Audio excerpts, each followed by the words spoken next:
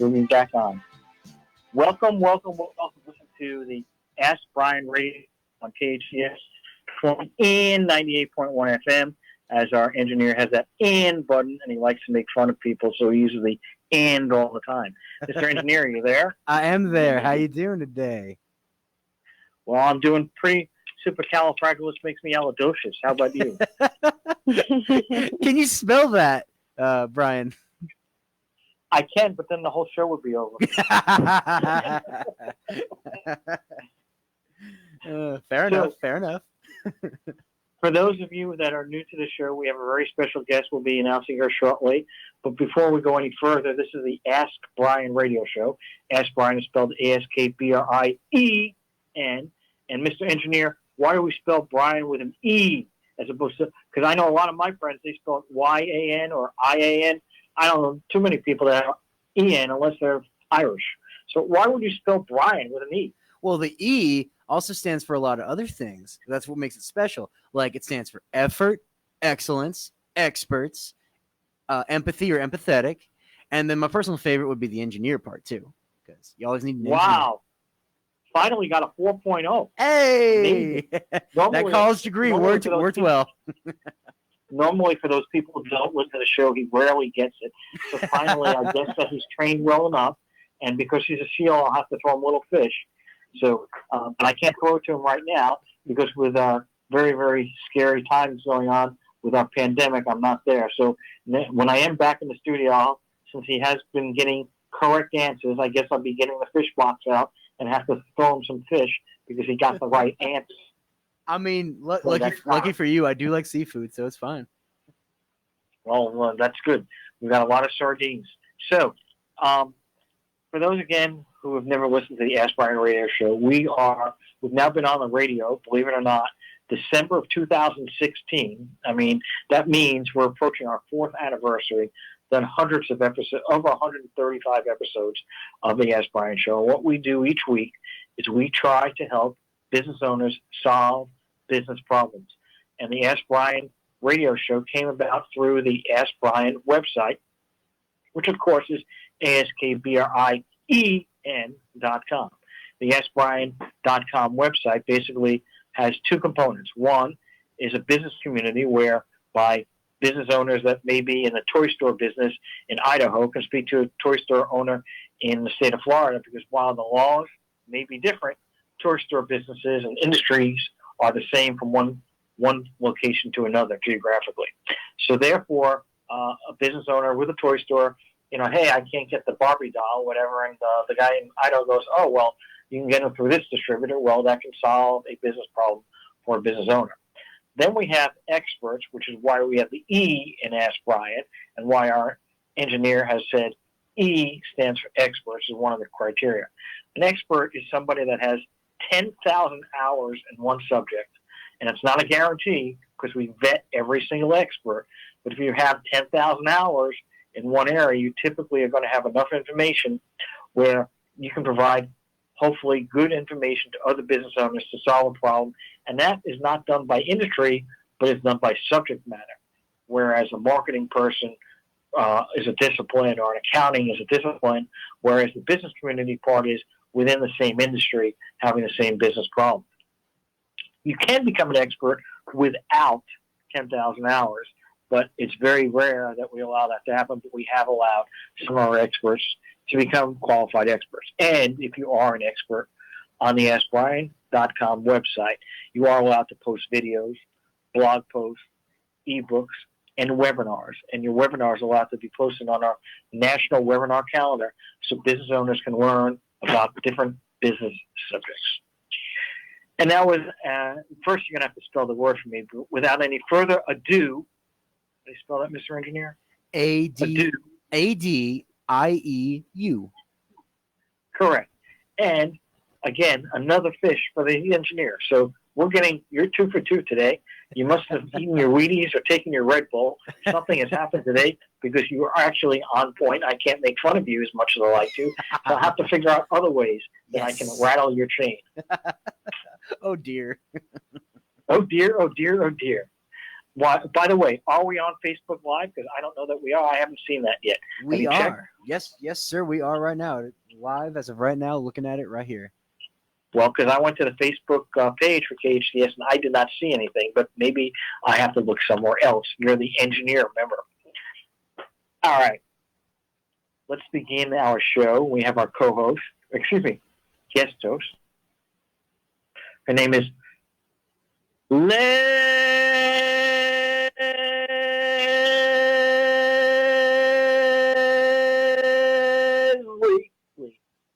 Why did you put the volume up so high? Oh, me? Oh no, I kept Yeah. I kept it. I just kept it normal. All right. I don't know. It sounded very, very long, winded, and I don't know. I thought maybe you did something with those controls again, like with the and sign for the quote. Sounded like you were holding your breath for a long time, didn't it? I don't have much breath, but actually that is a good test. Well, I don't even want to make the joke about it, but that's a good test of my good lungs. Anyway, so Miss Lee, we have a couple of questions for you. Our first, we want to start out with, so you currently have a business right now, but how did you? We want to know a little bit about your background, how you got to where you are today. So I don't want to go back all the way to grade school, although I know you're only in your 20s. But let's just start out. What was your first business that you ever started? And is it this current business, or did you have another business prior to the business you currently own?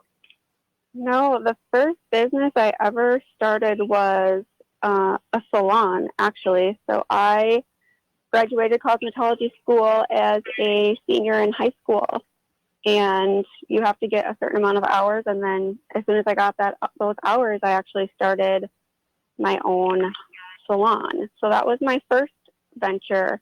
And a lot of people don't know that I was a teen mom, so I was also a mom at 18. So kind of just trying to make everything work. And then to the business I am in now, actually, I've been in the beauty industry for 20 years, and I got into aesthetics. So I put myself through nursing school, and then right out of nursing school, I started an aesthetic practice. I had a medical director, started it all up on my own, found my own, how to set up the business, how to do the accounting, where to find the resources, all of the things that go into setting up a business, which then leads me to where we are now. I still have the aesthetic practice. I still actually own the salon. And I now have an online business that helps aesthetic professionals with business, and then also a medical grade skincare subscription box. So what did you do prior to starting this business that gave you some business background that you were able to start this business? Well, prior to the first one, it was kind of just shooting darts, honestly. It was, I want to have my own salon, so what do I need to do to get that done? So it's a lot of research, going on the internet, figuring out, asking my mentors questions. How did they start their salon? How did they get to where they are? Kind of mirroring what they did. But as far as the aesthetic side goes, even if you were to Google it right now, there's a lot of information out there, but there's no real way of this is exactly how you do or build an aesthetic practice. It's such a small community. So really with that, I had to kind of struggle my way through and find the right attorney, find the right accountant that helped me set everything up so it was done properly, because when you're dealing with medical procedures, you have to make sure that you have the proper malpractice insurance and that your business is set up right. So I had to find people to help me, whether it was word of mouth or Google. Oh, you said that you had a consultant or a coach or a mentor. Right? First of all, how did you know that you needed one? And then how did you find that person? Oh my goodness, that's a great question. I think we like to ask good questions, hard questions. That is a great question. 60 minutes of business questioning. If I'm being honest, I think that every single person needs a mentor or a coach, regardless of the industry, because you start where you start, and there's always somebody that's one or two steps ahead of you where you want to be at. So you have to find those people and ask. Well, not So everyone even understands that. So that's why I bring it up, the point, and that's why I wanted to discuss that today. You know, we have plenty of business owners in our community, you know, mom and pop businesses, larger businesses that have brick and mortar stores, whatever. Some of them became franchisees, and so they had a mentor in the sense that the franchisor explained to how to do things. But not everybody even understands that they need one. So just the fact that you needed one, that has value, because many people say, I don't need a mentor. I know what I'm doing. I'll Google everything myself. I'll figure out the answers, and I can do that. But I believe that having a mentor or coach or somebody that's been there before can help. In fact, that's exactly why we have the business community part of the Ask Brien Network. The Ask Brien Network is, you know, if you're in the aesthetic business, that if there's other people in the aesthetic business, you can ask them questions. So we kind of almost have that built in to the Ask Brien's concept. And I wanted to ask you, you know, what gave you the idea that, hey, you know, if I'm going to do this, I need to find somebody that I can speak to that has a prior background that's a couple of steps ahead. How did you know that? I mean, there must have been something that, what triggered that for you? Well, the lady that I found, or that was my mentor, she actually was into the business probably about 5 years when I started.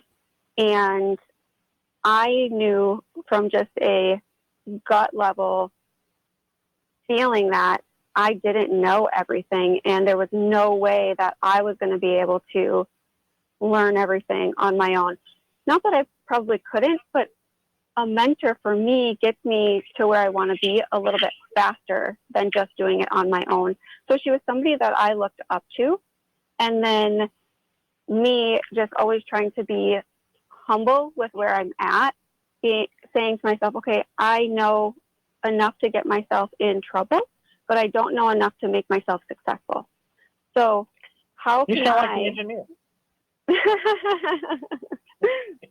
I don't know, maybe, you know, but I feel like there's some grace in that, of just saying, hey, I need someone that I look up to, that I respect, that can help me, whether it's being a quote unquote mentor, or even just somebody to hold you accountable, or even to just ask little questions to.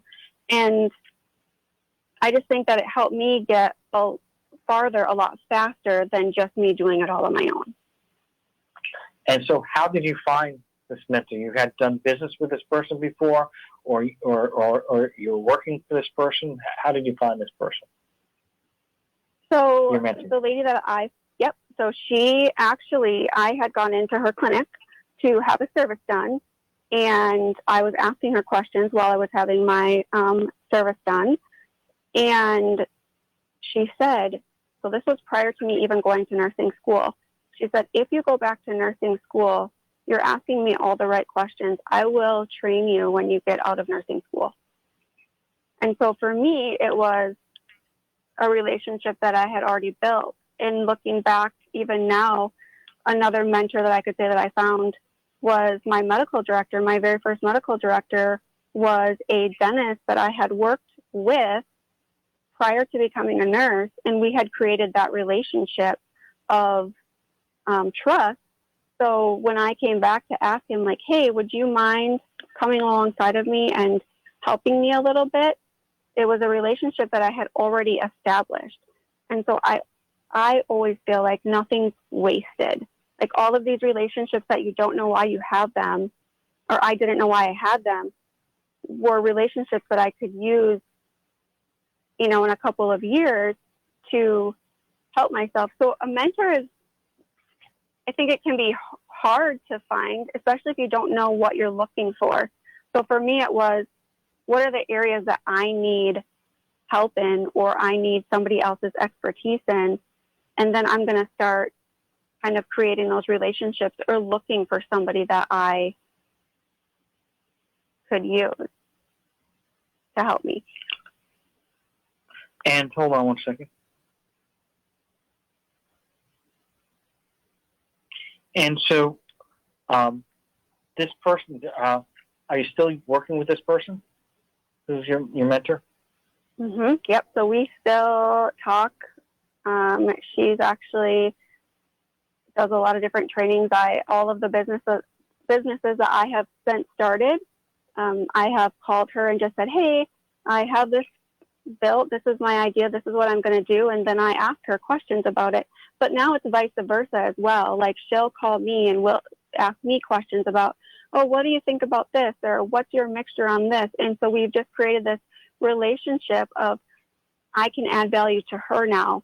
Right away, I couldn't really add a ton of value to her because I didn't know what I was doing. But interestingly enough, as I did the business setup and, had the accountant and all of those things, 2 years into practicing, we were having a conversation and her business wasn't set up properly. So I gave her resources to get her business set up properly.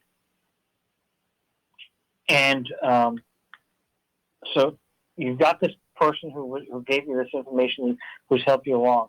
Did she help you create a business plan? Did you need to do that, or you just do it based on when you have problems and questions, you just contact her? No. So I would 100% recommend having a business plan. I did not have a business plan because I didn't even know what they were when I first started out in aesthetics. It was, here, I want to do this. This is what she's doing. And she was actually working for a practice at the time and didn't have, she had like a training company, but not an actual aesthetic practice. So she did it differently than I did. She was actually working for somebody. And so having a business plan is so important because it actually helps you know where to go.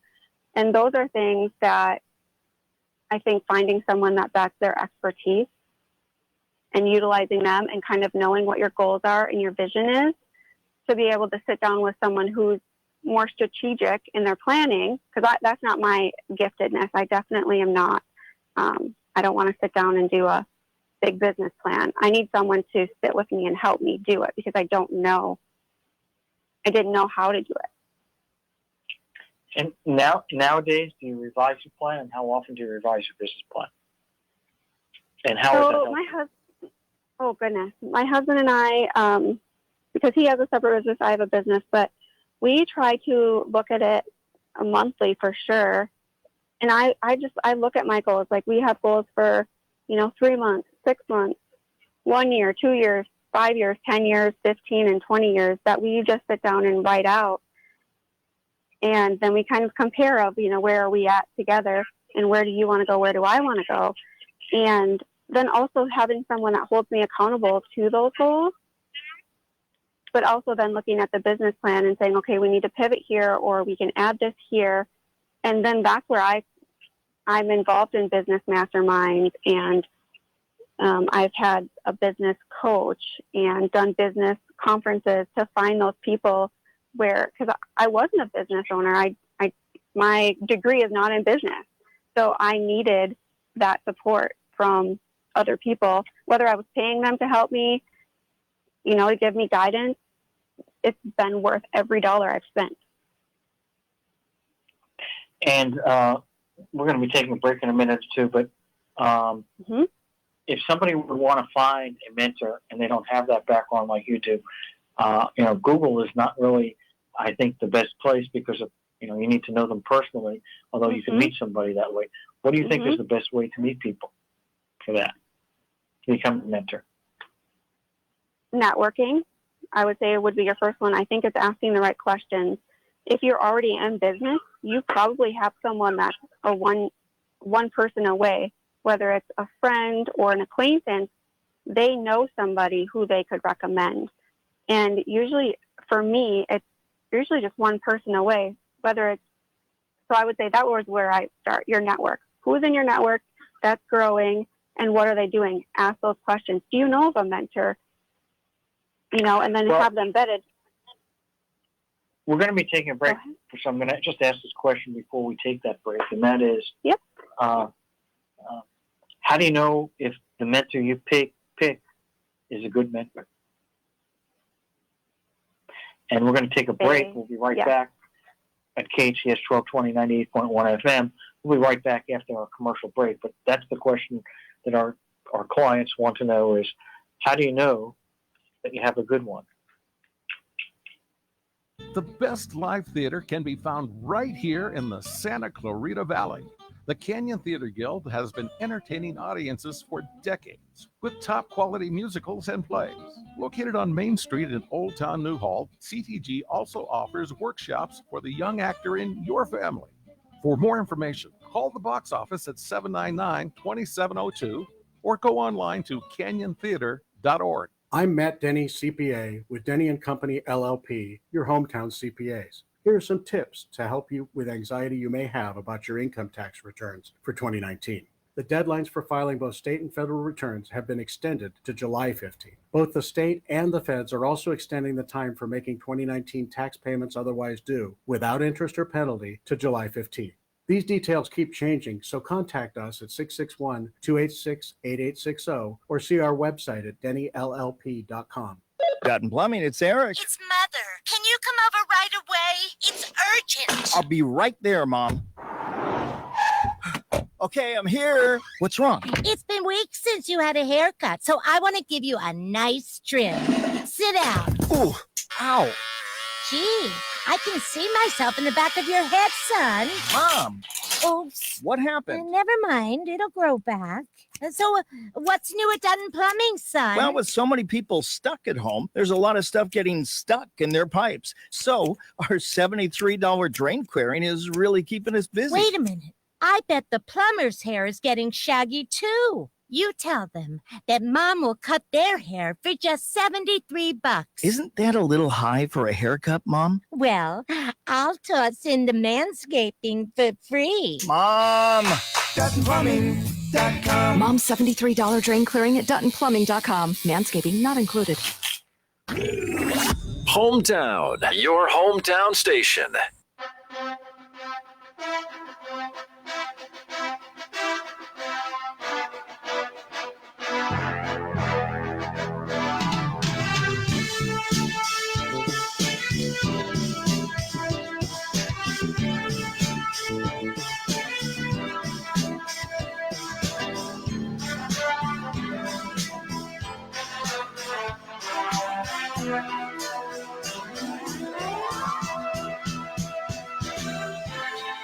Welcome, welcome, welcome. If you can hear me over that loud. Okay. Welcome back. You're listening to the KHTS 1220 and 98.1 FM. You're listening to the Ask Brien Radio Show, AskBrien, part of the AskBrien.com network. Our guest today is Leslie Lee, and she has a lot of background. Started a business, been quite successful. We've been talking to her about how she got started in the business, some of the things about getting a mentor, etc. And we had a question that was going on right before we took the break, so I'm going to re-ask it so that everybody is aware of that in case you're just tuning in. That question is, if you have a mentor, how do you know you have a good one? And it can't just be based on, oh, well, I made $10,000 last month, so I must be good. That's not the answer. So go ahead and answer that question, please. That's a good question again. I think, honestly, knowing whether you have a good mentor or not isn't based on, I mean, obviously you want to produce income, right? Just like you said, it's not based on that you produce $10,000. For me, it was really based on, was I aligned with what they were doing for practice, how they were, running their business, or how they were doing something. Because at the end of the day, for me, a good mentor is going to, number one, hold me accountable, but also help me grow. And I do believe that we have that gut instinct when we know something is off. And so I know that sounds cliche, but it really is. We do have that there for a reason to say, okay, what they're telling me doesn't quite seem right. And if it doesn't go along with who you are as a person, then it's not a good fit, and somebody else will come into your life to help you. So I think it's, really in those first conversations, if they're a good fit for you or not. So what would be a good question to ask when you're first starting out, when you're interviewing 3 mentors?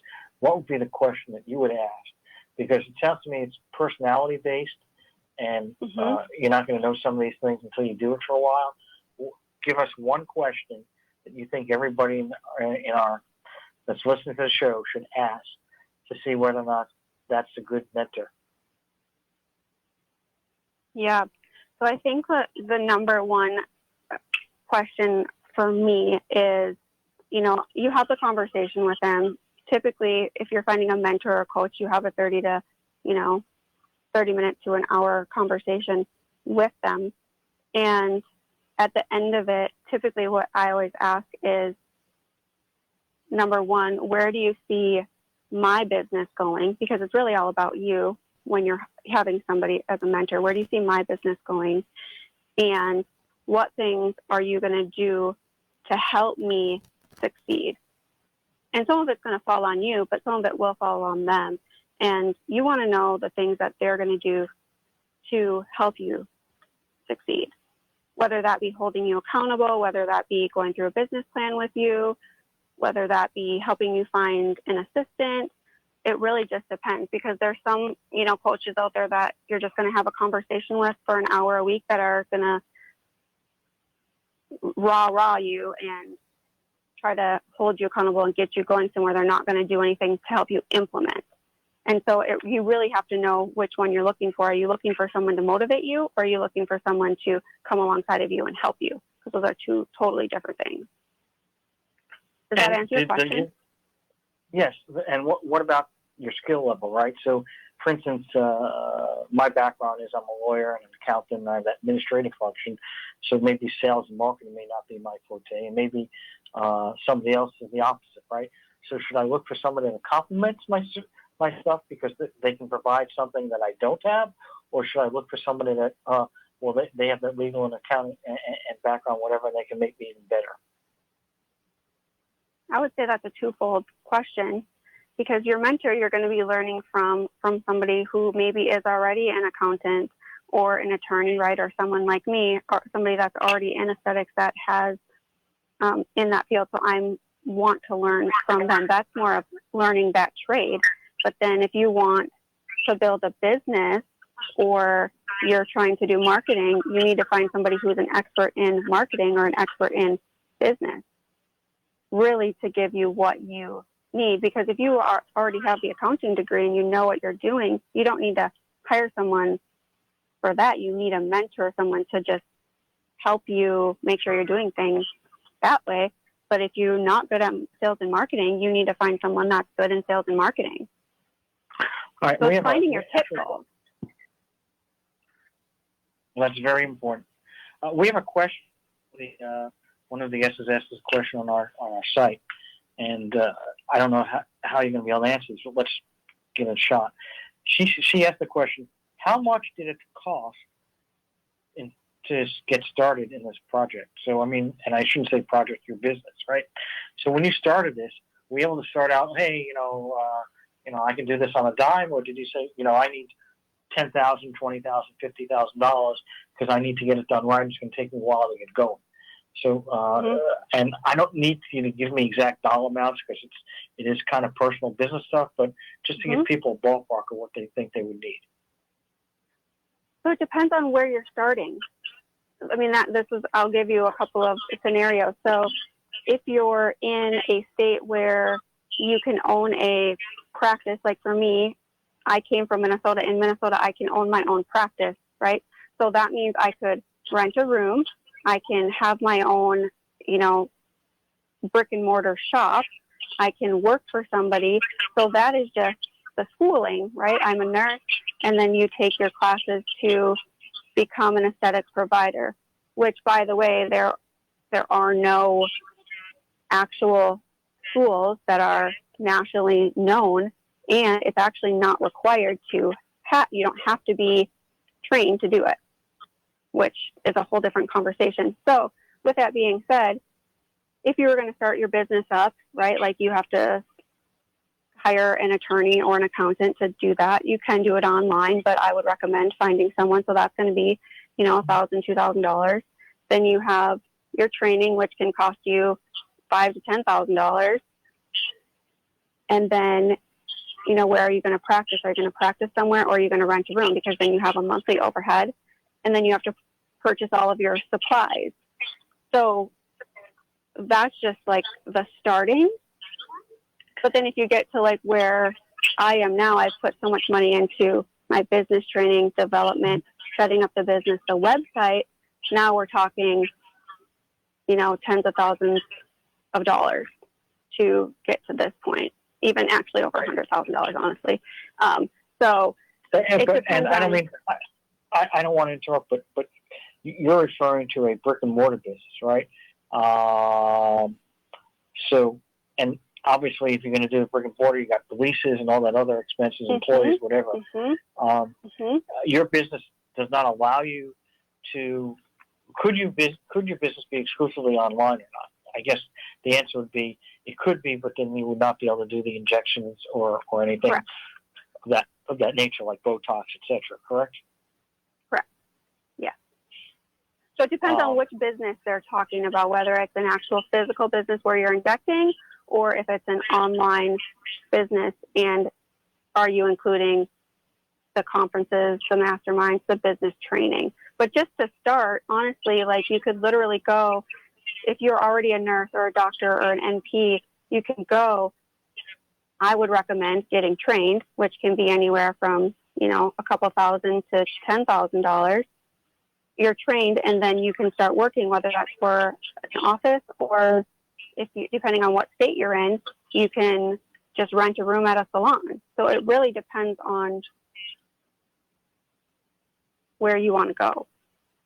And just so people understand, the business that we're referring to, and the reason why states matter is because in some states you do need to have a medical license, in some states you do not to be able to do this. So certain states, you could have that nursing qualification and just go into business tomorrow, but other states require a medical license or working with a medical licensed director. So therefore, that's why it matters. Is that correct? Yes, and you always need a medical director. Regardless of what state you're in, you have to have a medical director, because the medical director is actually how you're going to get your Botox or your neurotoxin and your fillers. So because they're actually a prescription drug. So you do always have to have a medical director, whether you're a nurse. Like there are some states where estheticians can inject. So you have to have a medical director or that, the license number to get your product. So I want to go back to a couple of things, and because this is starting to get a little technical, I don't want to get too technical here. Yeah. But my understanding, I know because I've spoken to you a few times. You are a mom, and I know that Mother's Day is coming up this week. So happy Mother's Day to you and to all of our listeners in advance. Thank you. Now, being a mom and then starting your own business has got to be doubly tough, because not only do you have to run your business and do all the things that we've been discussing so far, you also have to, unless you have, it doesn't matter what age kids are. I mean, you can have kids that are 35. The issue is you're always going to be the mom. You're always going to have to deal with issues. Maybe they may not be living with you. And obviously when they're 2 years old or 1 year old, you may not have to, feed them or take them to the bathroom. But the reality is you've always got issues dealing with kids. My question is, how are you able to start a business while having children at the same time? Oh my goodness. It's hard, but I mean, that's like the reality. It's hard. Motherhood is hard. Owning a business is hard, but I feel like they mirror each other in the way that you're learning, right? You start out being a mom and you have no idea what you're doing. You start a business and you have no idea what you're doing, so they kind of prep you for the other. I think it really comes down to, I had a vision of what I wanted, and I wasn't going to stop until I got it. And I just kept on working towards whatever that next goal was, right? Like I'm just choosing to do the next best thing that made sense for the benefit of my family, and then what's the next best thing that's going to benefit my patients. And so it's really about taking action, and I believe that you have to take action in order for your next step to be revealed. So you're saying that you can't go further unless you take that action. Is that what you're referring to? That's what I believe, yes. But in life, in business in general, you can be stuck in business and you can stay stuck and just, I don't know what I'm supposed to do. So But taking that next step. I have people, and this is kind of slightly off topic, but it's exactly on topic, and that is, I have people tell me all the time, balancing life, business, family is very, very difficult. And I have many, many people say, I can do 2 out of 3. I can't do all 3 things. So my question is, I guess if you're focusing on one area, you're going to have to sacrifice something else because there's only so many hours in a day, so much effort you can put into any one subject or any one thing. But obviously your family is a family and it will be there for life. Your business may be there for life, but your business may or may not be there for life, especially if you don't take care of it. So how do you do both? How do you take care of your family and get a business up and running? Yeah, so what's the secret? It's funny that you asked me that question about balance because I don't believe that there is a balance. I think that for me personally, I might spend 8 hours a day working on my business one day, but then the next day I'm fully present with my kids. So I can't balance it all in life. One thing's going to be a little bit more not important, but it's going to have more tasks that you need to get done. And then that once you get those done, then you can cater to this, or maybe my kid or has something going on that I need to be at. So I arrange my schedule to be at that and be present. And then I have to figure out a way to get the work done. So it's really give and take. And my husband is amazing. I mean, he's just always been super supportive that way. But I personally don't believe that you can balance life. I think that it's something that we put on ourselves to think that we can just have it all and do it all in a balance. So I don't know how you feel about that, Peter, but balancing. Well, and then we also missed out one subject, which is called sleep, because, I guess if you didn't sleep, you could do it all. But you have to sleep because that requires that, and that's a very good topic because honestly, sleep is an ability to rejuvenate yourself, to get yourself thinking free, clear in mind. And nowadays, we have to go into that other subject, which is even the coronavirus. Your immunity level is going to be higher if you have slept enough hours. If you're sleeping 3 hours a day, and I know people that say, "Oh, I only need 4 hours sleep a day." People tell me that all the time. I must be weird or odd because I need 6.5 to 7 hours, or I'm not functioning well. And then I have people tell me, "Oh, I can sleep 4 or 5 hours." I don't buy it, and I believe that if they had more sleeping time, that they could be more effective at what they were doing in life. And it's family, it's business, it's everything. So, I'm probably going to lean on sleep more than either one of those two because I don't think I could do either one of those two as effectively without sleep. So that's how I come down. But yeah, I have similarities. So, for instance, I am an attorney during daytime when I'm not doing my show. And for me, provided I got enough sleep each day, yes, I have a certain amount of legal work that I need to do each day. And then I have a certain amount of time that I need to spend with family and et cetera, friends, et cetera, to do things and exercise and everything else. Because if I don't do those things, then it's kind of like a seesaw. And to me, so I do try to balance, and maybe that's because of my sign. I am a Libra, but I try to have everything in balance. So that's how I try to do things. Now, we've got about a minute or two left before we're going to take a break. And so one of the things now is, and this is kind of just be on this type of show and not in the future, is, with coronavirus, everyone is staying home, or you're supposed to stay home in many, many places. And my question is, that's got to make it more difficult or easier because everybody's staying at home and your entire family is staying at home? Does it make it easier or harder to run a business? I think you probably know the answer to that. That makes it's way harder, because I am homeschooling my kids on top of trying to run my business. So anyone that has kids, running a business is already, a little bit harder because there's some, I think, responsibilities that come with it. But now they're home and you're trying to homeschool and do a good job doing that and trying to work at the same time. It's I personally think it's a lot harder. And my kids are a little bit, my youngest is 9, so it's still hard to get their schoolwork done, make sure they're doing a good job, and now I'm trying to work too. And sometimes I don't want to say this in a bad, negative way, but sometimes, I need my space, and it's harder to have your space. You got to get things done. Yes, yeah. I mean, my best work is done when I'm alone. When I'm thinking about what case law I can use or what subject I can use to convince the judge. Usually for me, it just comes on in the middle of the night. I'm just sleeping, and I go, "Oh, that's a good argument." Anyway, we're going to be taking a break. We're going to be back in about 2 minutes, and you're listening to the Ask Brien Radio Show, AskBrien, and part of the AskBrien.com network. We'll be right back. The stress was unbelievable. Debbie Morris is a changed woman. A giant boulder's been lifted. Debbie called Made for You. I'd finished a day of work. Professional, residential, and commercial cleaning. Walk into my house. Made for You. It was an absolute pigsty. Weekly, bi-weekly, monthly, or even one-time seasonal cleaning. Our mess kept growing. 255-2922. Even when we weren't home. 255-2922. Made for You rescued me.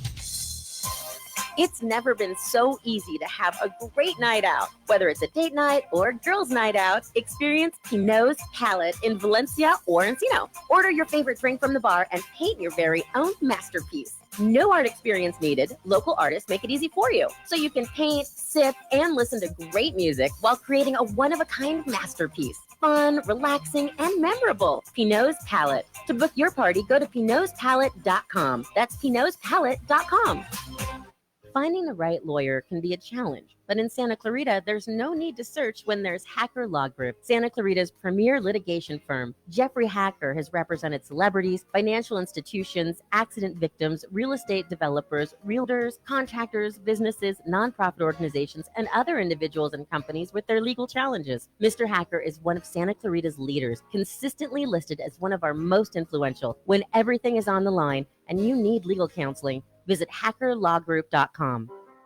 If you have a business problem, if someone doesn't honor their agreement and you need an aggressive attorney with over 27 years experience, the law office of Peter Bronstein has helped partners resolve disputes, franchisees resolve disputes, and other business owners who have a challenge. Let the law office of Peter Bronstein take your stress away. Visit lacorporateattorney.com. Don't wait too long and lose your rights. Solve your business challenge problem today. Visit lacorporateattorney.com. He broke records and piloted the F-18 Super Hornet in combat. Answering our nation's call, he served with honor. Then Mike Garcia returned home to his family, to a far worse California from where he grew up. Now, Garcia's next mission: cut taxes, clean up homelessness in our cities. With California on the brink, we need a fighter to answer the call once again. Mike Garcia for Congress. I'm Mike Garcia, and I approve this message. It's like no other station I've ever listened to. It's great. Your hometown station.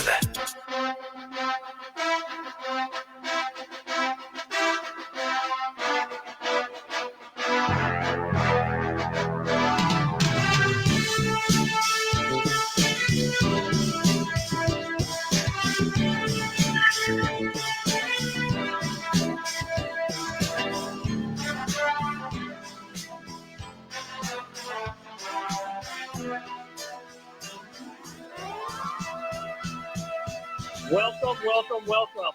You're listening to the Ask Brien Radio Show on KHTS 1220 and 98.1 FM. We have an excellent guest today. Her name is Leslie Lee.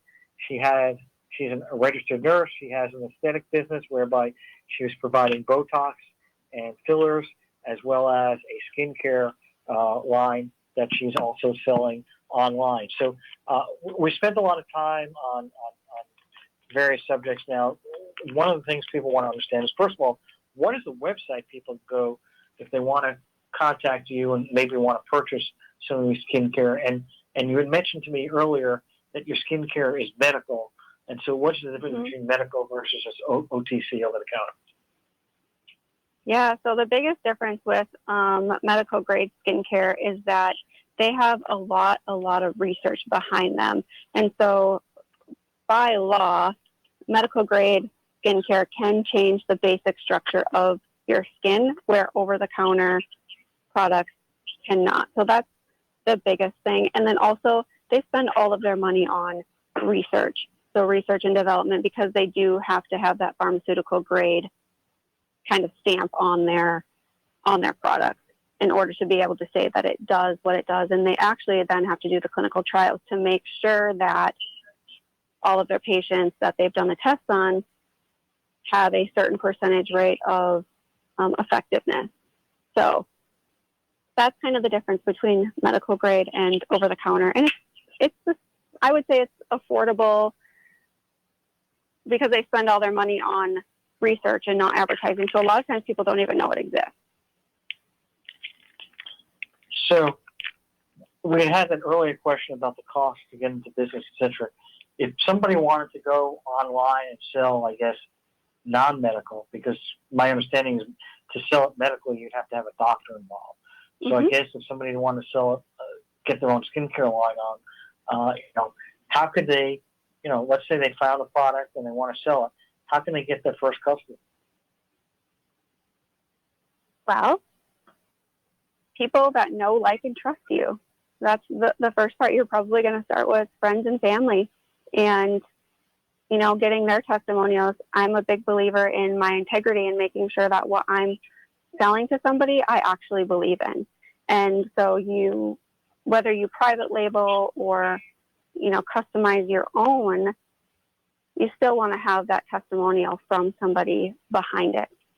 And so getting your first customer is probably going to be friends and family, and then traveling through word of mouth. Then there's the marketing side behind it as far as online. There's a lot of different things that you can do from a marketing standpoint through Facebook and Instagram and ClickFunnels. There's a lot of different things that you can do to market it. Now, so friends and family, that's pretty easy. You make a list of everyone who's friend and family. But how do you go about, even with that group? I know a lot of people tell me, well, I don't want to feel like and we only have 2-3 minutes left. I don't want to look like I'm selling it. I don't want to be, hey, Pat, I got this new Iga Majiga. You want to buy it? It's kind of feel like, hey, we're friends, or family. How do you get past that? You have to believe in your product, whatever you're selling. Like, you're an attorney, you have to believe in what you're presenting, right? So the same thing is true for any product. If I truly believe that, for me, an eye cream works, I'm not selling it. I'm actually helping them with their lines and wrinkles or their dark circles. So I'm not selling it to them. I'm actually helping them be able to show up a little bit more confident in the world if their under eyes look better. So you have to kind of take out the selling piece of it. I think you do. I think you're right. And then you say word of mouth, but I mean, word of mouth you're referring to that you're going to go around and every time you see somebody talk to them about the product, or are you talking about your friends and family telling others? I'm talking about your friends and family and your clients telling others and those relationships, because if you really believe it does what it does, and it does what it does to your sister or your friend, then they're going to tell their friend or that person, and really getting those testimonials in, because we know now that reviews matter. And then what about, so once you have your customers, once you have that group, to get into marketing, what do you try first? Do you try Instagram, Facebook? I mean, how do you know what to try marketing-wise? It depends we got about 30 seconds, so you got to okay. It depends on what you're selling, but building your email list is a big thing. So first, going to your email list to market and add value. And I think with that said, I think we've got to go. Thank you very much. We'll have you back in another show because there's a lot more questions. But over and out, this is the Ask Brien Radio Show, KHTS 1220 and 94.1 FM.